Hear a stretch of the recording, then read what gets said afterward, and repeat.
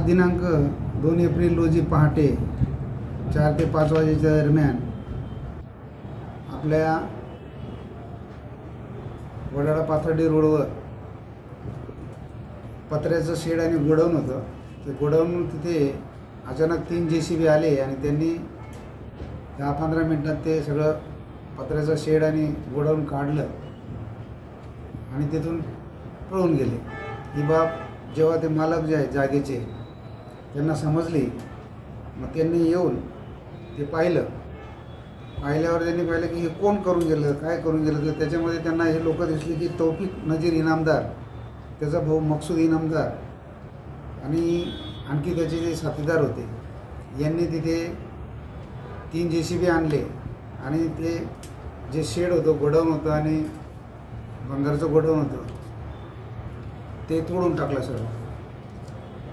मग पोलीस स्टेशनला ते लोक आले, दोन्ही पार्ट्या आम्ही बोलवल्या.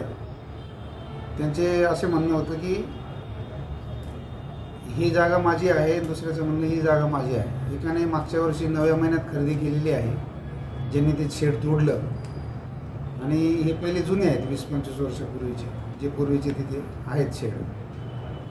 मग आम्ही चौकशी आणखी असं दिसलं की यांनी बेकायदेशीररित्या हे तोडलेलं आहे म्हणून. आणि तिथे ज्यांनी जेव्हा तोडलं अतिक्रमण, यांचं म्हणणं होतं की आम्हाला अतिक्रमण काढायचं होतं. मग ते जेव्हा तोडत असताना त्याचे नियम आहेत.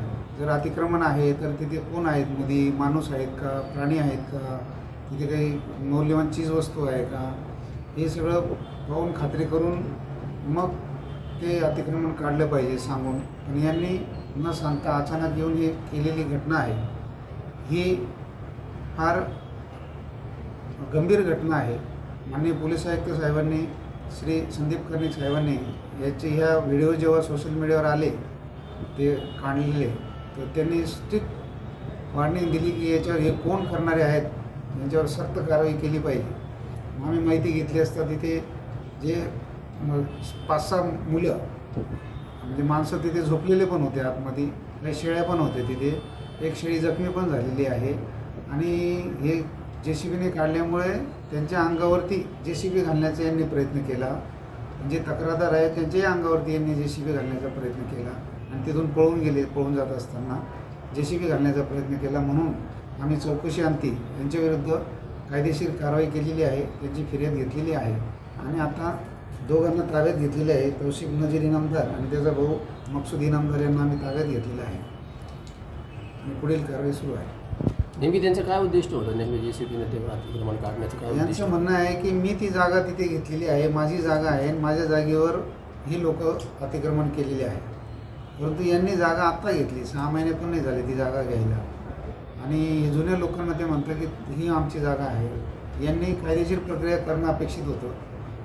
भूमी अभिलेखकडे किंवा नगररत्न विभागाकडे ती जागा कोणती कोणाची आहे खरेदी खताप्रमाणे, चतुर्सीमेप्रमाणे ते कायदेशीर बाब न करता यांनी बेकायदेशीर मार्गाचा अवलंब करून ही कृत्य केलेले आहे. म्हणून त्यांच्यावर आम्ही गंभीर ॲक्शन घेतली. याच्यात काय अजून गुन्हे वाढण्याची शक्यता आहे का? त्यांच्यासोबत 20 ते 25 लोक आहेत जे फिर्यादीला माहीत नाही, परंतु ते अनोळखी आहेत. ते तपासामध्ये आम्ही निष्पन्न करणार आहोत आणि त्यांना अटक करणार आहोत. याच्यातले काही JCB वगैरे ते जप्त केले का आपण? JCB पळून गेलेले आहेत, त्यांचा शोध सुरू आहे. ते JCB पण आम्ही जप्त करणार आहोत आणि JCBचे जे कोण मालक आहेत किंवा त्याच्यावरचे चालक आहेत त्यांच्यावर पण कारवाई करणार. हा जी शेळी तिथे जखमी झालेली आहे तर ते पण आम्ही, त्याच्यामध्ये एक कलम आहे की प्राण्याला जखमी करणे किंवा जीवे ठार मारणे, विकलांग करणे, तर ते कलमसुद्धा आम्ही या गुन्ह्यात लावलेले आहे. अन्याय अत्याचाराचा पर्दाफाश करण्यासाठी ABP नाशिक TV चॅनलला सबस्क्राईब करा आणि बेल आयकॉन प्रेस करा.